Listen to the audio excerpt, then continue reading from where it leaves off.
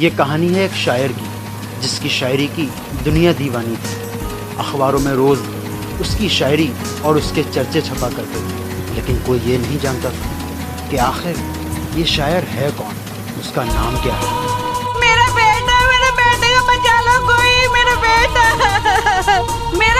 जल जाएगा।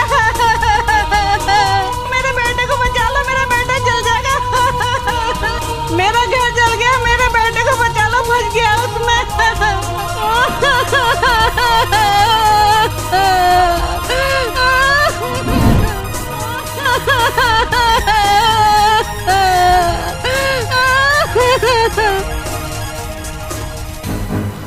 वो बच्चा तो बच गया, लेकिन उस शायर का चेहरा झुलस गया और वो शायर अपनी शक्ल से नफरत करने लगा और शायरी लिखने लगा।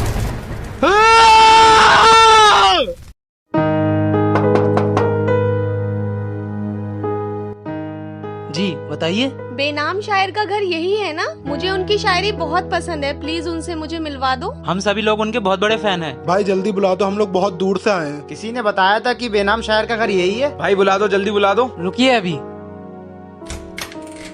शायर साहब, हर बार की तरह आज भी आपके चाहने वालों की दरवाजे पर भीड़ लगी हुई है। हाँ जानता हूँ। तो क्या कह दूं उन लोगों से? वही जो हर बार कहते हो, कह दो कि यहाँ कोई शायर नहीं रहता। ठीक है शायर साहब। देखिए, आपको किसी ने गलत खबर दी है, यहाँ कोई शायर नहीं रहता। सुनो, तुम्हारे लिए एक शेर लिखा है। तुम्हारी अदाओं में कुछ इस तरह खो गए हम, पता ही नहीं चला कि कब तुम्हारे दीवाने हो गए हम। बहुत अच्छा लिखा है आपने। अरे हमें तो ध्यान ही नहीं रहा कि तुम खड़े हो। ठीक है, कल से आ जाना तुम नौकरी पे। बुरा मत मानना, आपका चेहरा जला हुआ है और मेम साहब इतनी खूबसूरत हैं। आपकी शादी कैसे हुई? बात उन दिनों की है जब मेरी शायरी लोगों का दिल जीत रही थी और मैं अपनी इस जली हुई शक्ल के साथ घुट घुट के जिंदगी जी रहा था। दोस्त, आज फिर से तेरी शायरी छपी है अखबार में, ये देख। वही वाह, क्या खूब लिखा है। दुश्मन तो बहुत मिल जाएंगे, पहनते ही ताज सिर का, पहले दोस्त ढूंढ लूं पहनकर लिबास फकीर का। शुक्रिया दोस्तों, तुम लोग आ जाते हो तो जरा दिल लग जाता है, वरना जब से चेहरा जला है मेरी जिंदगी काली हो गई है। चुप यार, अब भूल जा उस बात को। पूरे इंडिया में तेरे चर्चे हो रहे हैं और सबकी जुबान पे सिर्फ एक ही नाम है। आखिर ये बेनाम शायर है कौन?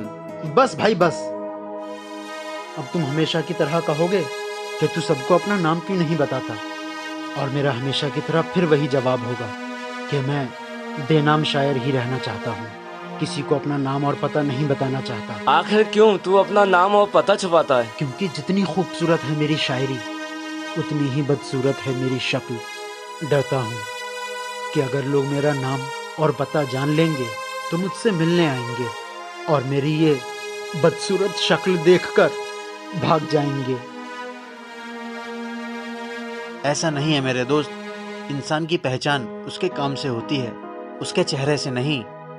मैं किसी को अपना नाम नहीं बताने वाला हूँ, बस। शायर साहब, आज फिर उस लड़की का लेटर आया है। आज तो उसने खून से लिखा है।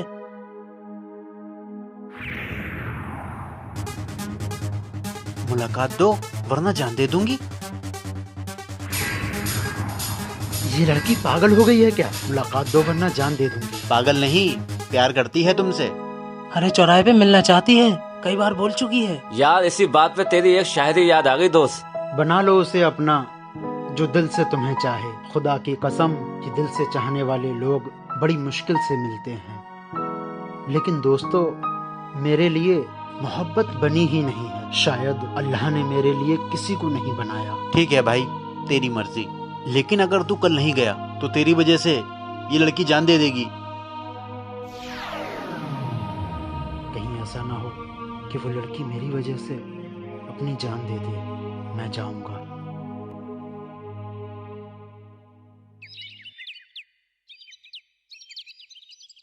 बाजी, कोई आ रहा है, लगता है यही शायर साहब हैं। ठीक है, तू जा। मैं ही हूँ शायर, तो बताइए क्यों बुलाया है आपने मुझे? क्या बताऊं? चलिए, आपका ही लिखा हुआ एक शेर जो मैंने सुना था, उसी से अपने दिल की बात बयां करती हूँ। रब से आपकी खुशियाँ मांगते हैं, दुआओं में आपकी हंसी मांगते हैं, सोचते हैं आपसे क्या मांगे। चलिए आपसे उम्र भर की मोहब्बत मांगते हैं। हाँ, मोहब्बत? और मुझसे? जानती भी हो तुम ये क्या कह रही हो? मुझसे कोई मोहब्बत नहीं कर सकता। मोहब्बत करने या ना करने से नहीं होती, ये तो खुदा दिल में पैदा करता है, जैसे मेरे दिल में आपके लिए कर दी है। तो लो, देखो इस भयानक सी शक्ल को और बोलो, क्या तुम अब भी मुझसे प्यार करती हो? शायर साहब, मैं देख नहीं सकती क्योंकि मैं तो अंधी हूँ। और हाँ, मैं आपसे अब भी बहुत प्यार करती हूँ।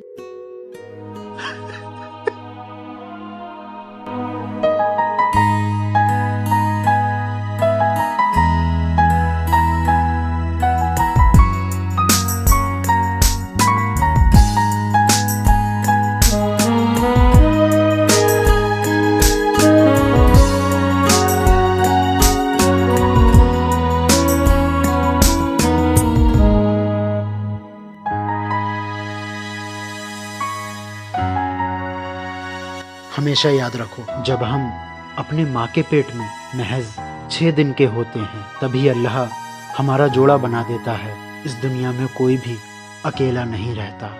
और याद रखो, किस्मत की लिखी लकीरों पर मत जाना, क्योंकि किस्मत तो उनकी भी होती है जिनके हाथ नहीं होते।